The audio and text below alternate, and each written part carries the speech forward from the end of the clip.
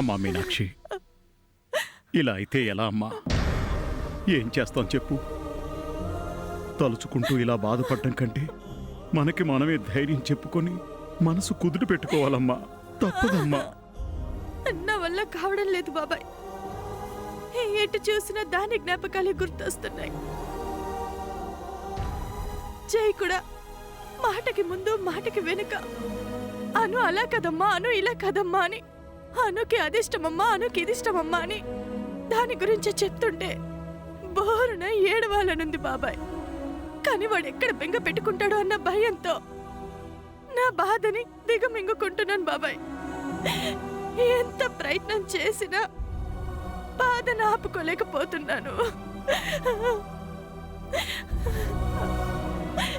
ప్రతిరోజు ఈ 2 చేతులతో 2 పిల్లల్ని జో కొట్టి నిద్ర పుచ్చేదాన్ని.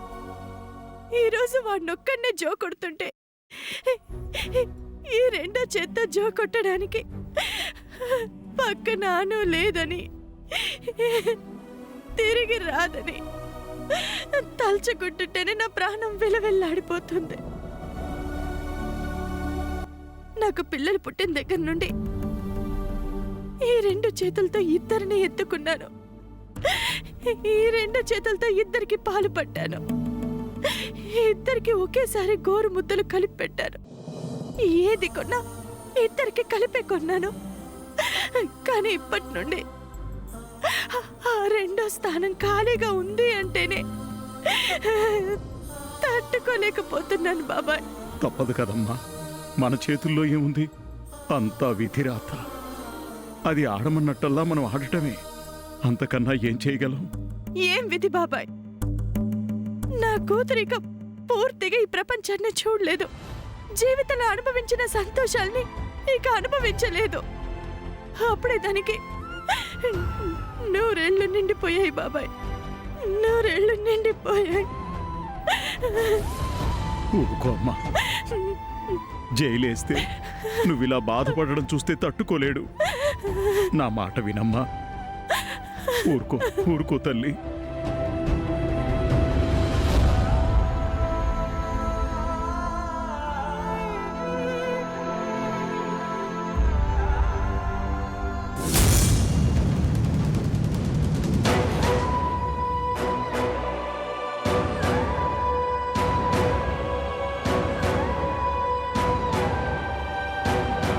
రవి,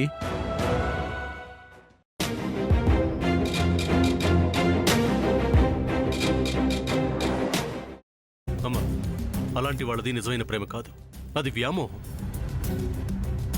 ఎగ్జాక్ట్లీ చిన్నత్త. నిజంగా ప్రేమించుకున్న వాళ్ళు అలా చేయరు. ఎంత మనసు విరిగిపోతే కన్న కూతుర్ని పట్టుకొని మా దృష్టిలో చచ్చిపోయా ఉంటుందా తల్లి? అది సరే అమ్మా, తన కూతురుతో తన మాట అనేటప్పుడు ఆమె మాటల్లో వ్యథ, కళ్ళల్లో బాధ గమనించావమ్మా? పెద్దబాబుకు బర్త్డే విషెస్ చెప్పు కూడా వెళ్ళాం కదా. ఊరికే ఎలా కాలిపోతుంది? మంట పెడితేనో పడితేనో తగలబడుతుంది.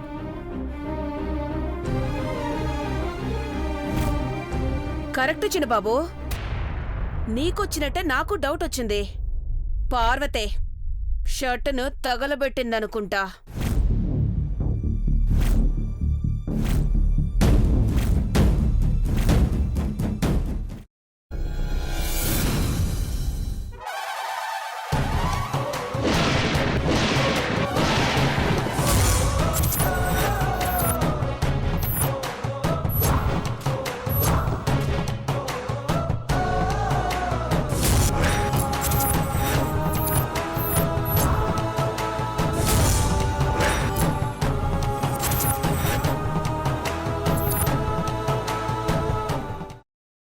తర్వాత పొట్టు తీసేసి చాప్ చేసి పక్కన పెట్టుకోవాలి.